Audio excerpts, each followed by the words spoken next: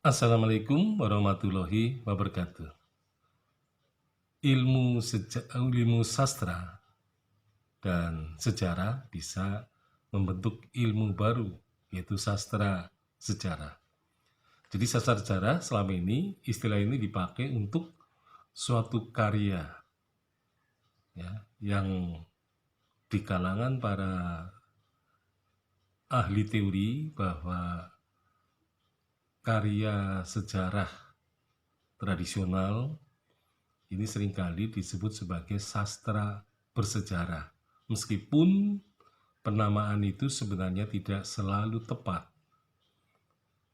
Nah, karena karya sejarah tradisional itu tidak bisa dikatakan murni sebagai karya sastra. Nah, jadi misalnya Kakawin Negara Kertagama memang itu merupakan karya sastra, tetapi sebenarnya di dalam karya itu terkandung unsur-unsur kesejarahan yang demikian kentalnya, ya, terutama yang berasal dari masa Majapahit. Nah, istilah sastra sejarah di sini bukan itu yang dimaksud, tetapi merupakan ilmu baru sebagai bentuk dari interaksi dan transaksi ilmu sastra dan ilmu sejarah. Nah, artinya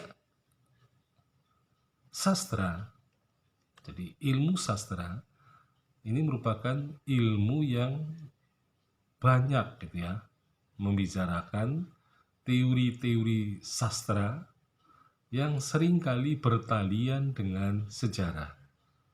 Karena pada dasarnya ada narasi sastra, ada narasi sejarah. Nah, pada prinsipnya antara sastra dan sejarah itu adalah narasi. Jadi suatu hal yang sangat dominan di antara keduanya adalah narasi. Nah, narasi sastra adalah narasi yang berbicara mengenai suatu peristiwa di mana peristiwa itu merupakan peristiwa sastra, tetapi bisa juga merupakan peristiwa sejarah.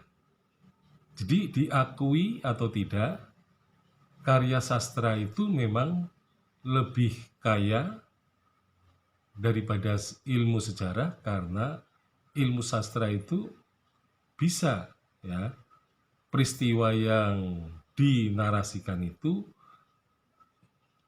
adalah merupakan peristiwa sejarah.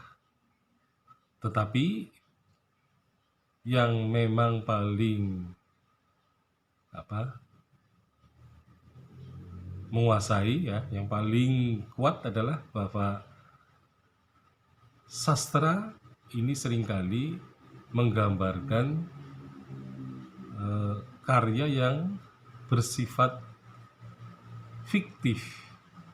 Artinya narasinya bukan narasi yang nyata ya. Jadi bukan narasi realitas, tetapi merupakan narasi yang murni buatan dari seorang pengarang sastra.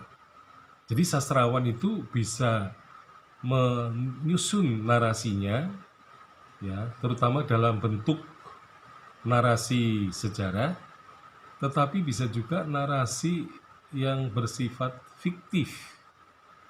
Nah, sehingga karena itulah maka karya sejarah itu bisa sebenarnya bersinergi dengan karya sejarah. Jadi memang keduanya merupakan narasi yang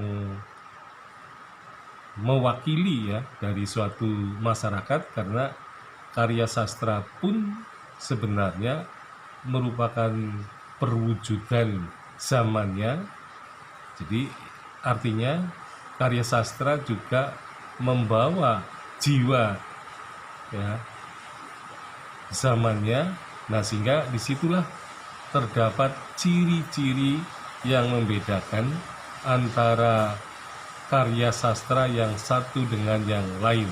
Sekian, Assalamualaikum warahmatullahi wabarakatuh.